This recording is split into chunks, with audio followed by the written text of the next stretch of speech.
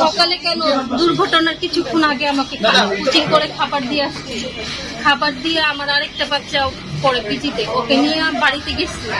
বাড়িতে যাওয়ার পরে মানে একজন আমাকে মানে আমরা একসাথেই তার বেবিও আমার ছেলের সাথে করে সে আমাকে তো ভাবি আপনি কই বাসা তাড়াতাড়ি আসেন। আমি ভাবছি বাচ্চা তো মারামারি করলো নাকি, তারপর আমার বাচ্চা অনেক শান্ত।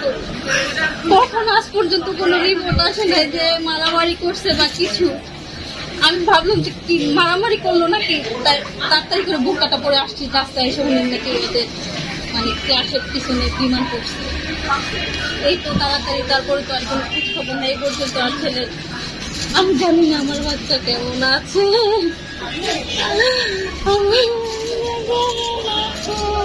ওয়ালটন এখন দেশের সীমানা পেরিয়ে পৌঁছে গিয়েছে 50টিরও বেশি দেশে।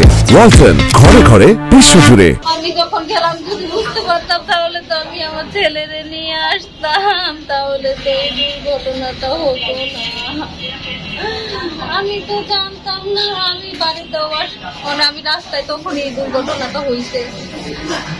আল্লাহ, ওর সাথে একটা ছিল ছেলে, একসাথে আমি খাবার দিয়ে আসছি আমার পাশাপাশি। আমার দেবরের ছেলে নাকি নাই, আমি জানি না যেহেতু দুজন একসাথে ছিল কি অবস্থা আমি জানি না।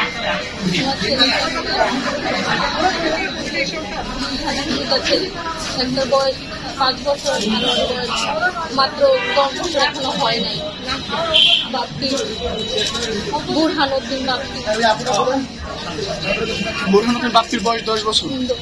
আর ছোট বাচ্চাটা ছোট বাচ্চাটা বাড়িতে নিয়ে বাড়িতে নিয়ে স্কুলেই ছিল, কিন্তু ওর ছোট হয় 1টা বাজে আমি নিয়ে ওরে খাবার দিয়ে গেছি, টিফিন দিয়ে গেছি, ওকে খাবার দিয়ে গেছি। আর ওকে নিয়ে প্রতিদিনে ওকে নিয়ে যাই, ওরা ওকে খাবার দিয়ে যায়, খাবার দিয়ে কোচিং করে 3:30 বাজে ছুটি হয়। ওর বাবা এসে আবার 3:30 বাজে নিয়ে যায়।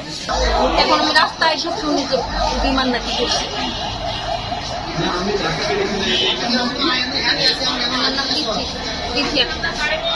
কোন ক্লাস পড়ে? না ছোট কোন ক্লাসে পড়ো? ক্লাস 3।